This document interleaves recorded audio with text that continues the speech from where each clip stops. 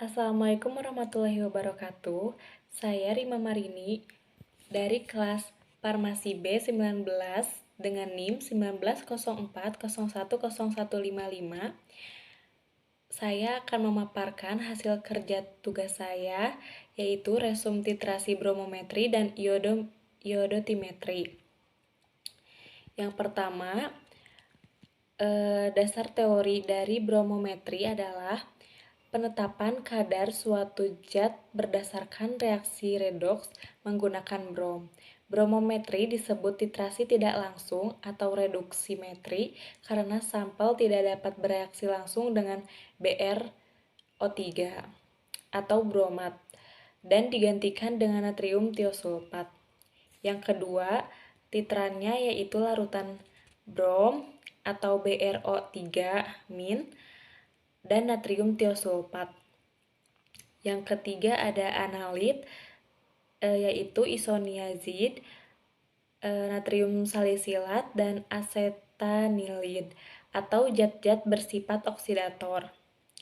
Yang keempat ada prinsip penetapan bromometri, yaitu zat uji direaksikan dengan bromat terlebih dahulu dalam suasana asam.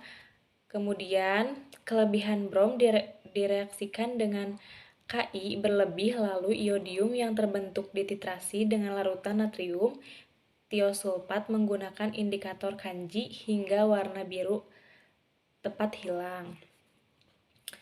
Yang kelima ada indikator dari bromometri, yaitu ada amilum dan kloropom.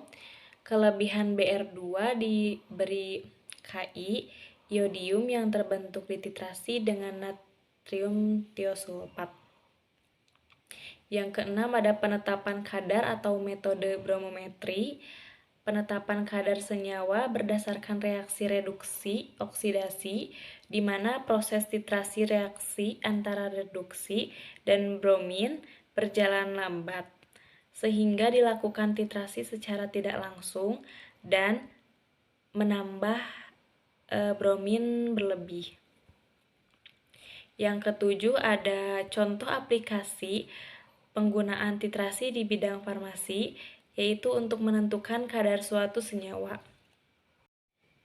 Selanjutnya, titrasi iodometri.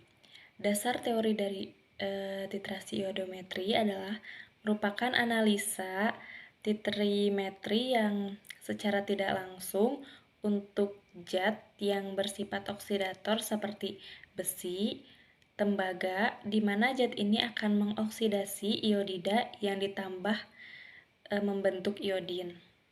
Iodin yang terbentuk akan dilakukan dengan menggunakan larutan baku tiosulfat. Yang kedua ada titran. Titran dari titrasi iodometri yaitu larutan Na2S2O3. Titran Na2S2O3 berperan sebagai reduktor. Yang ketiga ada indikator amilum atau kanji. Yang keempat ada prinsip dasar titrasi iodometri, yaitu titrasi tidak langsung yang menghasilkan I2 lalu dititrasi dengan Na2S2O3.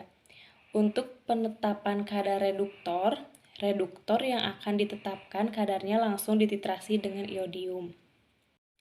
Yang kelima ada analit. Analit dari titrasi iodometri yaitu natrium tiosulfat. Yang keenam ada penetapan kadar iodometri atau titrasi tidak langsung. Zat yang akan ditentukan dititrasi langsung dengan iodium berlebih. Kelebihan iodium dititrasi dengan larutan natrium tiosulfat. Yang terakhir yaitu contoh atau aplikasi titrasi iodometri dalam bidang farmasi digunakan untuk menentukan kadar zat-zat yang mengandung oksidator, misalnya Cl2, Fe, dan sebagainya, sehingga mengetahui kadar suatu zat. Sekian pemaparan dari saya.